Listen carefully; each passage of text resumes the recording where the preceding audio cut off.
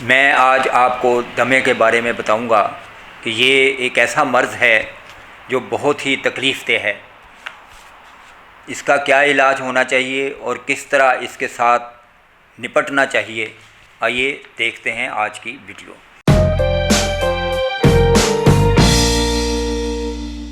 बिस्मिल्लाहिर्रहमानिर्रहीम। अस्सलाम वालेकुम नाज़रीन कराम। दमा फेफड़ों की एक मशहूर और तकलीफ़देह बीमारी है जिसके बारे में एक कहावत मशहूर है कि दमा दम के साथ, यानी इसका इलाज बहुत मुश्किल से होता है, लेकिन अगर परहेज़ किया जाए और तबीब की बातों पर अमल किया जाए तो फिर इसका इलाज जल्दी हो जाता है। मरीज़ पर जब इसका हमला होता है तो उसे सांस बहुत मुश्किल से आता है, बाज़ औक़ात उसमें सीटी की सी आवाज़ भी आती है। दमे के मरीज़ के चेहरे का रंग अक्सर सफ़ेद सा होता है या ज़र्द होता है। वह शक्ल से परेशान और खौफज़दा नज़र आता है। गर्दन की वरीदें यानी रगें उसकी फूल जाती हैं।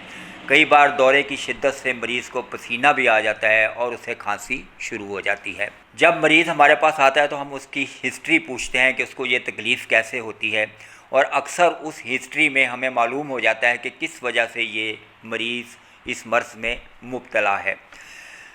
फिर उसका इलाज भी आसान हो जाता है। बाज़ मरीज़ों को खुशबू और बदबू से भी ये तकलीफ़ हो जाती है।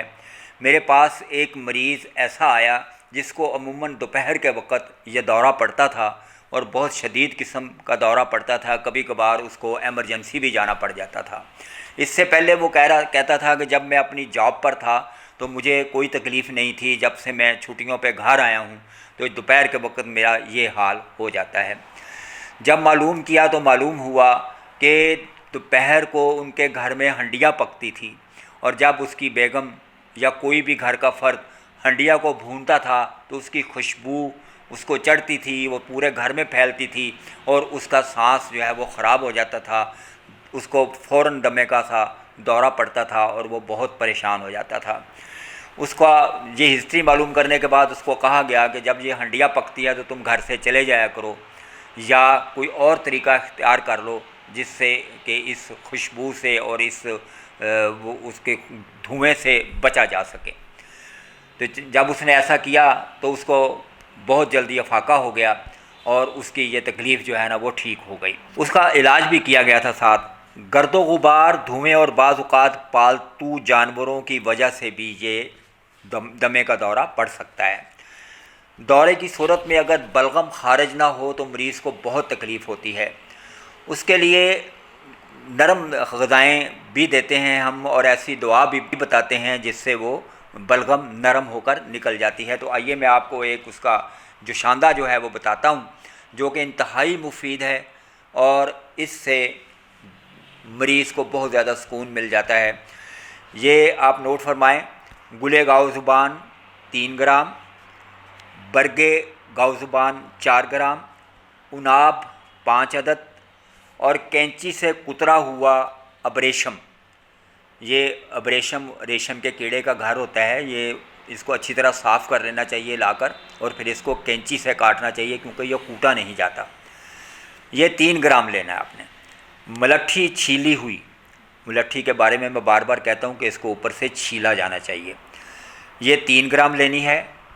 500 ml मिलीलीटर पानी में इनको उबाल कर जब पानी 1 कप रह जाए तो उसको चीनी मिलाकर मीठा कर लें और मरीज़ को नीम गर्म उसको पिलाएं। अगर दौरा ज़्यादा शदीद है, पता है कि भी ये जल्दी आराम नहीं आएगा, तो इसी नुस्खे में सोमा कल्पा एफेड्रा ये 5 ग्राम डाल दें। ये एक बूटी है, ये आपको ये भी पंसार स्टोर से मिल जाएगी। ये जोशांदा तकरीबन दमे के दौरे के वक़्त पिलाएं, लेकिन बाद में भी इसकी मिकदार कम करके पिलाया जा सकता है।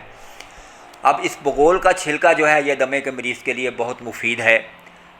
ये एक चमची छोटी जो है ये लेकर पाँव का ये हाथ की जो हथेली है इस पे डालकर फाँकनी है और ये सुबह निहार मुँह ताज़ा पानी से फाँकें और एक अरसे तक इसका इस्तेमाल जारी रखें तो इंशाअल्लाह इस तकलीफ़ से निजात मिल जाती है। इसके अलावा जो रोगन बादाम है वो भी जो बहुत इस मर्ज़ में बहुत ज़्यादा कामयाब है। वो दूध में डालकर हर सुबह मरीज़ को पिलाया जाता है और वो भी काफ़ी अरसा इस्तेमाल करने के बाद, यानी उसको सुकून तो पहले ही आ जाएगा लेकिन कुछ अरसा इस्तेमाल करने के बाद वो शिफा याब हो जाएगा। अब एक कराबादीनी नुस्खा नोट फरमा लें कि ये चीज़ें बाज़ार से आम मिल जाती हैं, दवाखानों से, पंसार स्टोर्स के पास भी पंसारियों ने भी रखी होती हैं। ये सुबह और शाम नहार मुँह जो आपने लहू के सपेस्तान लेना है 1 चमची और लाल शरबत 1 चमची, इन दोनों को गर्म पानी के 1 कप में डालकर इनको गरम गरम चाय की तरह पीना है। और इसके साथ आपने खमीरा अबरेशम जो है सादा वो खा लेना है, खाने के इसके साथ, और ये पी लें, वो खा लें।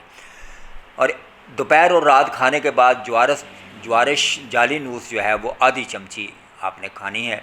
और रात सोते वक़्त इतरी फिल उस्त खुदूस नीम गर्म पानी के साथ पौनी चमची,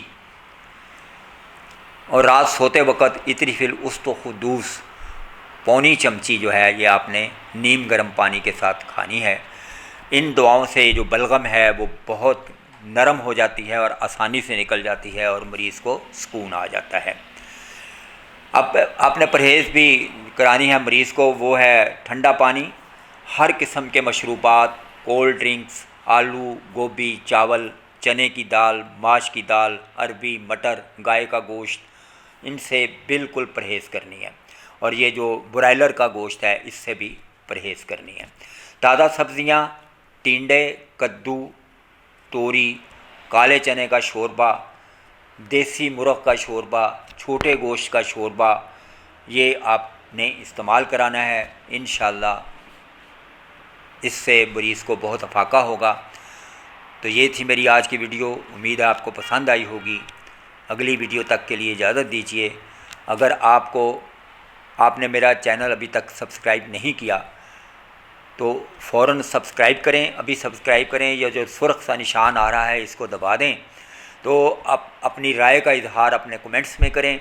कोई सवाल पूछना हो तो आप व्हाट्सएप नंबर मेरा स्क्रीन पे आता है, इसको आप नोट कर लें और उस पर आप अपने सवालात करें, इंशाअल्लाह ताला उनका जवाब दिया जाएगा।